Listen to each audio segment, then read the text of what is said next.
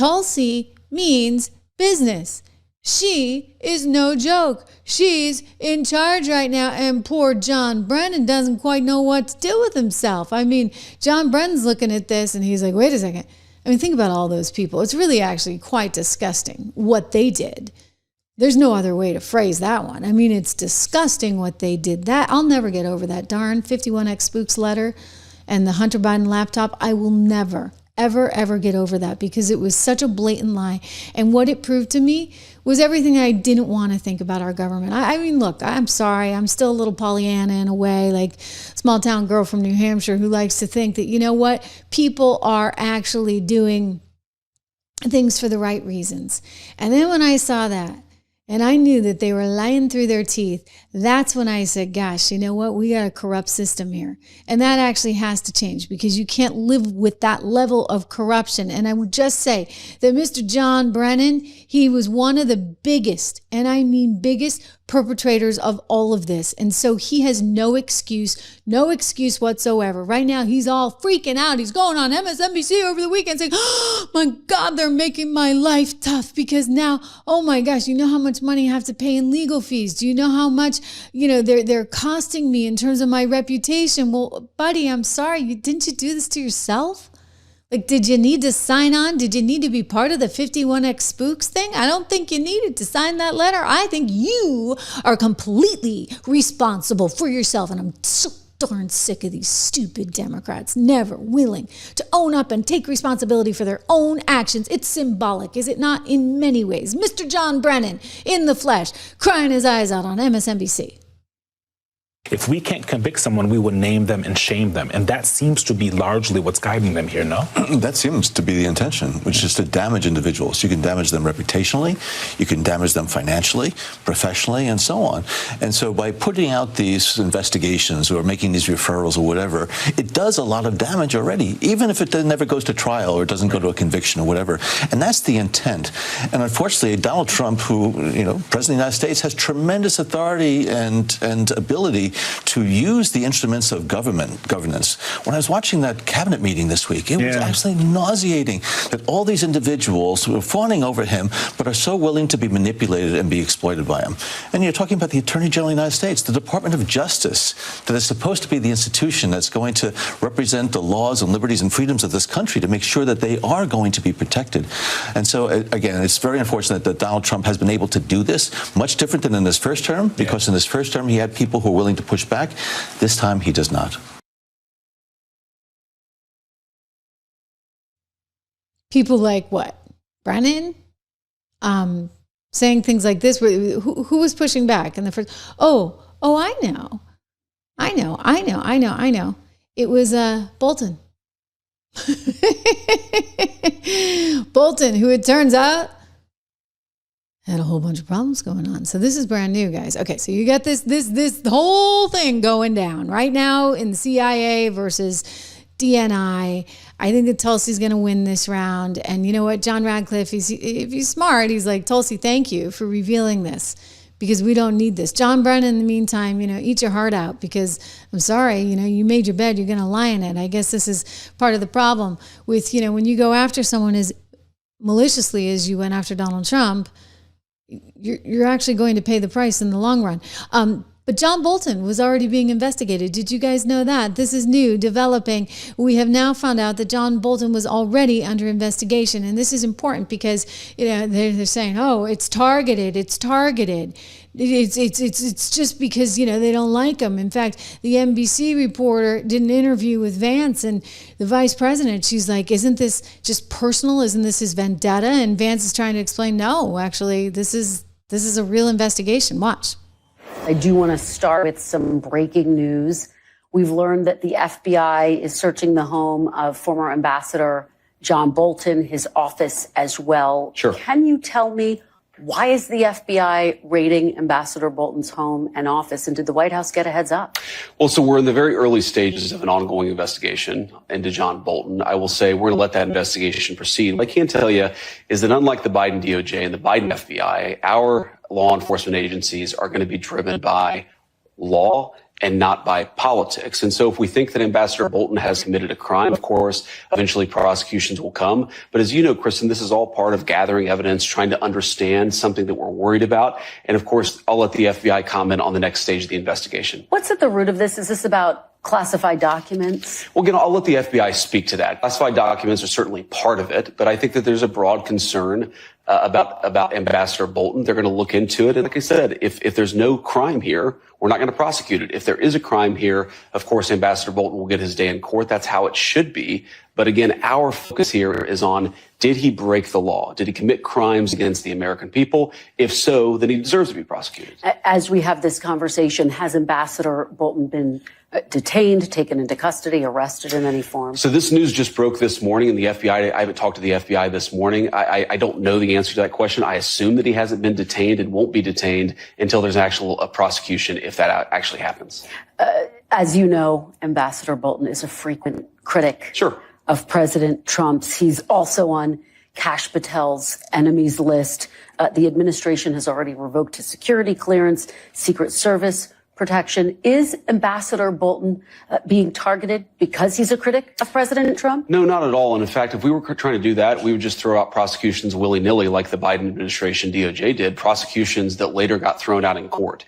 If we bring a case, and of course we haven't done that yet, the Department of Justice has not done that yet. We are investigating Ambassador Bolton, but if they ultimately bring a case, it will be because they determine that he has broken the law. We're going to be careful about that. We're going to be deliberate about that because we don't think that we should throw people, even if they disagree with us politically, maybe especially if they disagree with us politically. You shouldn't throw people willy-nilly in prison. You should let the law drive these determinations, and that's what we're doing. You know, but so what's amazing, though, is that the reporter has such a hard time grasping that because, you see, the sort of story du jour is that this is all payback. It's nothing but payback, payback, payback. And look, I don't think that there's any love lost. Let me just be really clear between John Bolton and Donald Trump. I mean, John Bolton was kind of an odd pick in that, you know, he really is. He's never met a war he doesn't want to go and engage in. I don't know. I don't get it. You've heard me say this before. I've actually fought with him on the air. We both used to work at Fox together. He was a frequent contributor on my program. And I'm like, I'd rather lose dollars than lives. And I remember him once saying to me, yeah, you tell Jamie Dimon that, the CEO of JP Morgan, see what he thinks. And I'm like, well, who the heck cares what Jamie Dimon thinks, right? Like, Jamie Dimon's not running the country. It's the president that's running the country. And I'd rather lose dollars than lives. I don't think that we should be, that shouldn't be the first like go-to move. Like, why wouldn't you use every financial instrument available to you before you actually start sending troops? So this is a personal sort of philosophical difference that I always had with Bolton. And I think that Donald Trump quickly realized this too. And then when he was gone, he was like, yeah, he's gone. And then he tried to publish his book because he'd taken all these ridiculous notes. He did publish the book. The judge eventually said, oh yeah, you can publish the book. And it was like 500 pages of torture. The New York Times panned it. They said it was rambling. It actually seemed unhinged, quote, unhinged was their word, not mine, New York Times, when they were talking about Bolton's book, and that he really did kind of have just this need and desire to always want to go to war. He seemed disappointed when the president would say things like, no, that's too many bodies. It's too many. Even when you're talking about the Middle East, he did not want to lose lives, period. And I know him well enough that I can tell you that is true to his character. And I know Bolton well enough that that's true to his character. Let's watch the president. This is from, well, we're going back in time now, to 2020, June 2020, when Bolton had been fired and was trying to publish his book. All he wanted to do is drop bombs on everybody. He was one of the many people that got us into the war in the Middle East, which was a big mistake. I said to him, let me ask you, do you think, recently, I said, what did you think? He said, I think we made the right decision. I said, you lost me there. It was the worst decision in the history of our country. I know you may disagree with that. Worst? Well, now you might agree. At the time, you would have, felt differently. But also, the Libyan model, you know what that means, right? Look it up. One of the dumbest things ever said, I think it was said on Deface the Nation, the Libyan model. He said the Libyan model, that set us back. You have no idea. John Bolton was a stupid guy, and he was a guy with no heart. And he also had a statement that he would lie whenever he had to. He has that statement. It's a well-known statement. And I fired him. And I didn't think it was a big deal. And I wasn't around him very much. But what he did do is he took classified information and he published it during a presidency. It's not, it's one thing to write a book after, during. And I believe that he's a criminal. And I believe, frankly, he should go to jail for that. Judge? Yeah.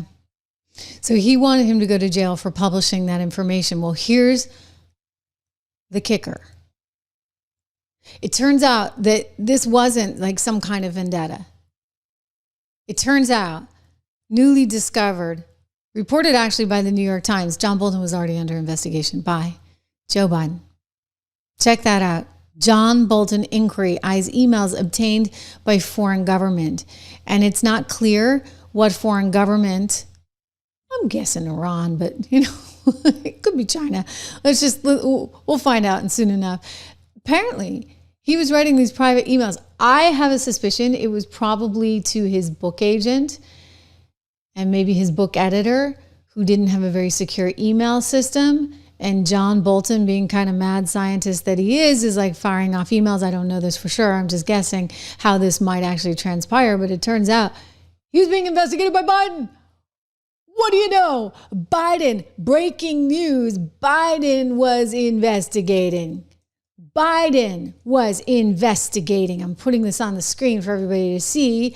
John Bolton, okay? So this is not like vendetta time as much as the NBC News anchor wants to make it that way and others in the mainstream media. No, this is like, hey, you got an issue. According to the story, John Bolton began to pick up momentum.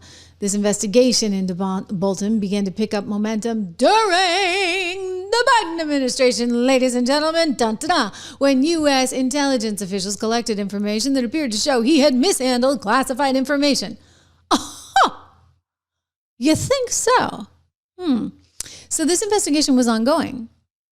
It just so happens that the raid happened under Donald Trump.